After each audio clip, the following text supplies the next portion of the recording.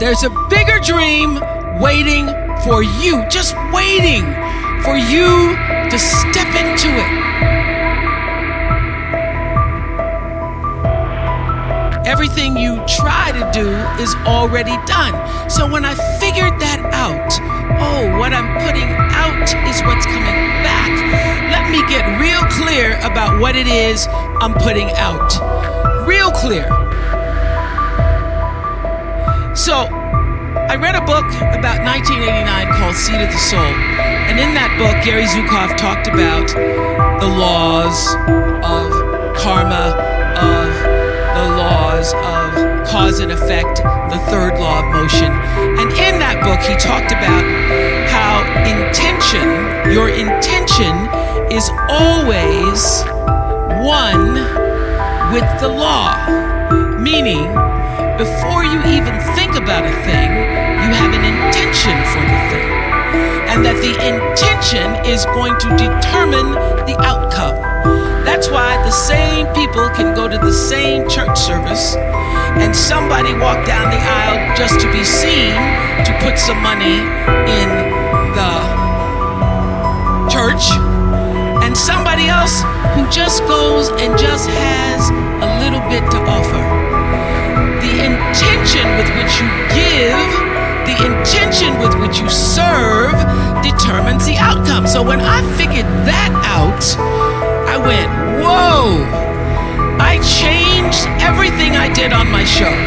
I called in the producers and I said, from this day forward, I will no longer be speaking to the KKK. I will no longer be speaking to people who are fighting each other in a way that it is damaging to the character of myself and other people who watch. From this day forward, I am only going to do intentional television. So it is my intention to fulfill the dream of the Creator. It is my intention to live to the highest calling and be pressed to the mark of the highest calling that I have come to do. And when you can ask the Creator, ask that which made you you, what is your dream for me? I guarantee you, instead of you trying to define the dream, what is your dream for me? If you're able to lean into the dream that the universe and all the forces of light and love and power and grace by all the names that we call God has for you, nobody can touch you.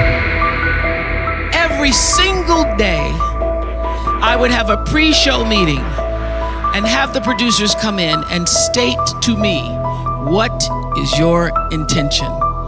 How do we want to use whoever is on this show, whatever is happening on this show, to serve the audience in a way that fulfills the mission of uplifting, enlightening, encouraging, as well as entertaining. And if it doesn't do that, then I can't do it.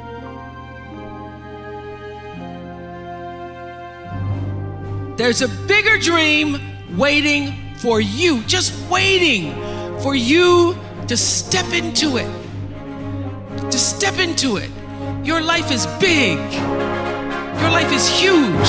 And we spend so much time wanting to be in somebody else's life.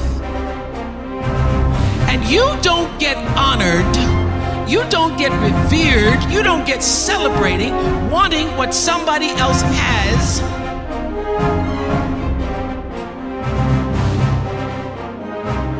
Because that which created you, divine intelligence that dreamed you from before your ancestors ever knew they would become your ancestors, that which dreamed the seed of you, wants you to know how special, how wondrous, how mysterious, how complex, how glorious, how phenomenal you are.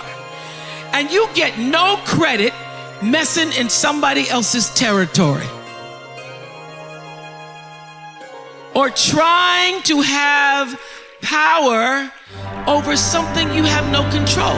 Another one of my favorite teachings is The Wizard of Oz.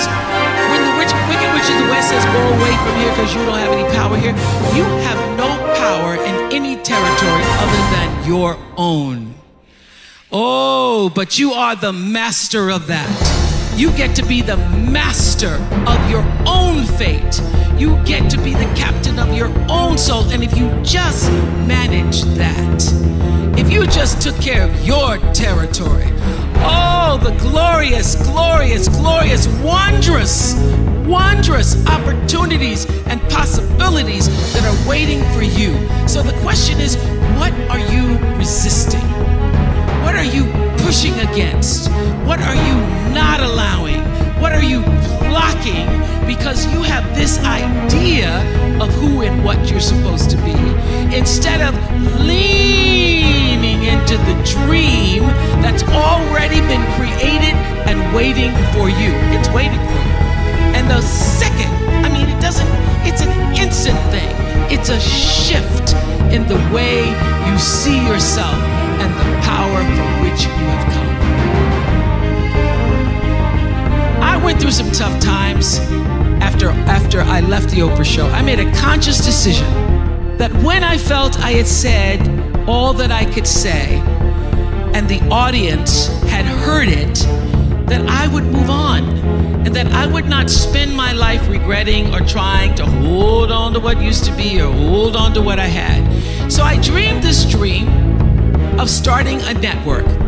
And in the beginning, it was a struggle. It was a struggle because honest to goodness, I did not know what I was doing. I was trying to figure it out. I thought that the Oprah Show audience would follow us to OWN, and then I realized y'all didn't have cable.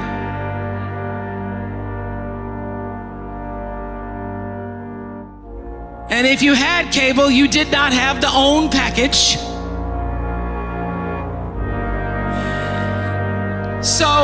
So it took me a minute. And unlike most people who you get to have your mistakes in private, something doesn't go right in your life, you get to sulk about it in private. If I make a mistake, it's on the CNN crawl or the CNN news. So when I was in the climb and there were so many wonderful owners, I see Churl Action Jackson here. There were so many wonderful owners, people who said, oh, we're gonna stand with you. We're gonna stand by you. Thank you, Roland Martin. There were so many people who said, listen, we believe that this can happen. So I dreamed the dream, along with Tyler Perry, who was my friend, who came to me and said, Tyler said, I'm gonna help you out, because Tyler can go home and write a script and direct it, produce it, and shoot it, and do it for less money than anybody in Hollywood. So we started with the foundation of have and have nots.